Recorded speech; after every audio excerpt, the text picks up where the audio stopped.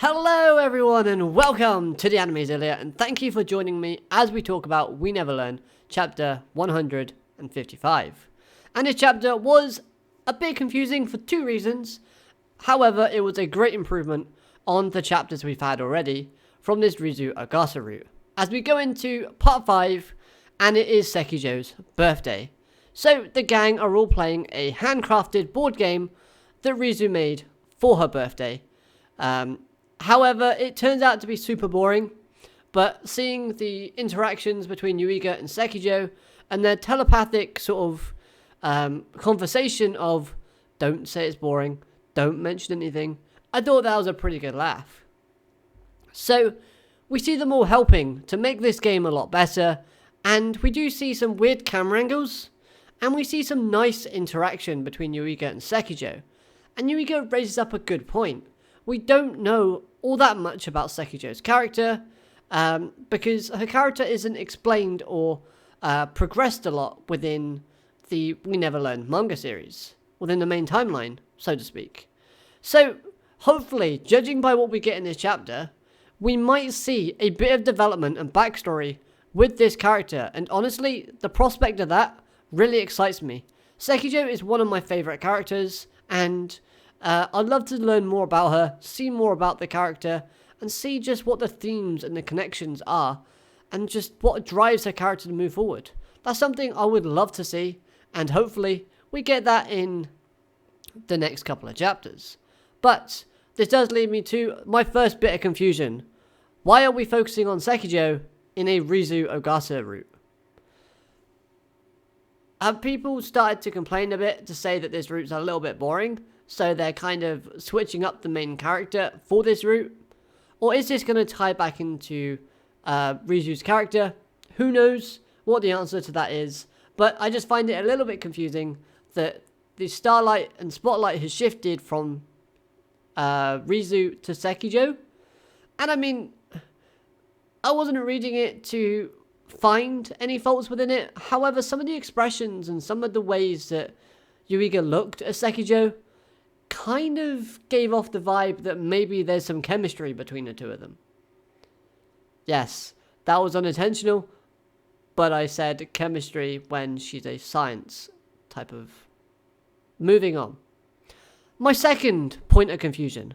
Why is she going back home? From the flashback panel that we see, it's clear to me that her birthday, when she got that chemistry kit, two things occurred. She was very excited, which is the first thing. But the second thing is, it shows that her parents and her family have high expectations for this character. And we can safely say that up to this point, Sekijo has met those expectations. But the reason as to why Sekijo admires Rizu is because she can stand up for herself, and Rizu can be who she wants to be without worrying what other people think of her. So, are we going to get like a conflicting feelings from Sekijo as to where she wants to be the person that she currently is around Rizu? However, her parents don't want her to be like that. Her parents want her to be more like them, and she's weighed down by the expectations of her family. I think if that happens, we get some very interesting sort of development, and it will add so many more layers to Sekijo's character, making her almost into a really relatable character. So, like I said, that leads me into the thinking that at home, Sekijo could possibly be crushed by the expectations from her parents, but being around Rizu obviously helps her be the person she wants to be. So then, again, why leave home, or why return home, even? Is she worried about letting her parents down? Because that could be a real thing. For someone who, like Sekijo, from an early age has been trying to live up to her parents' expectations, and then suddenly she doesn't have to because she's learned from Rizu to just be herself and not worry about other people. Maybe the part of her that's tried so hard over all these years to meet those expectations is nigging away at her and just kind of telling her to go back. Don't disappoint your parents. be a good daughter. Maybe that's one reason. Or is she worried about her mother? Because if we look at the introduction of her mother's character, the whole gang think that she's a ghost.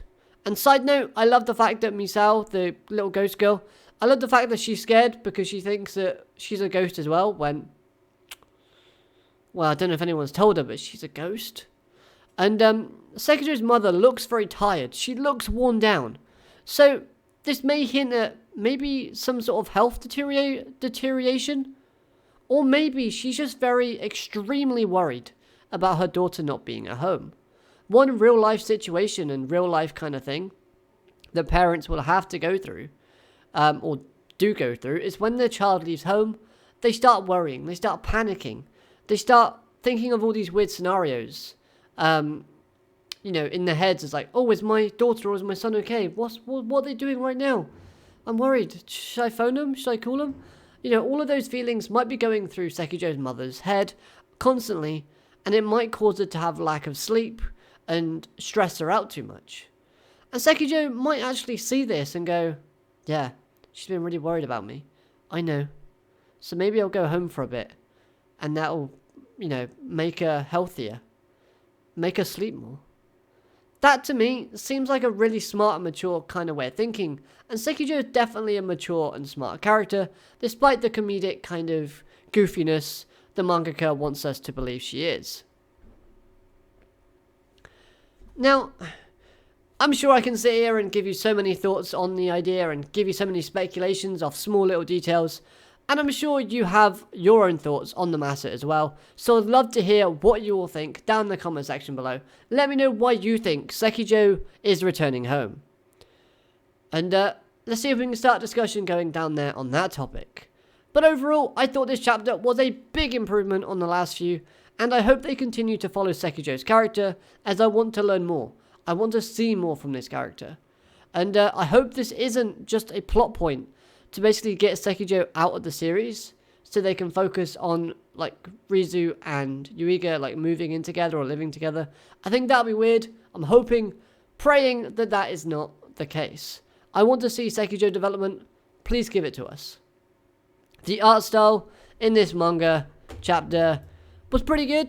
The cover image was okay. Nothing special for me. I probably would have preferred it if it was Azumi there or Furuhashi there. I just don't... Rizu doesn't do much for me in terms of that type of appeal. But we do unfortunately have to wait 2 weeks for the next chapter. But saying that, this chapter got me interested. It got me back involved into the series. Recently, I've been reading these Rizu Root chapters, being a bit negative, and I don't like being negative about stuff that I'm reading or, you know, I've invested so much time in. So it's nice to see a chapter where it gets me back involved, it makes me want to read the next one, and it gets me excited for what's coming next. So for that, I have to give this chapter a really good thumbs up, I suppose. Like always, let me know your thoughts on this chapter down below in the comment section. Hope you enjoyed this video. If you did, please consider hitting that like button. I would really appreciate it. Subscribe if you're new so you never miss a video from me. And until next time, I hope you have an amazing day.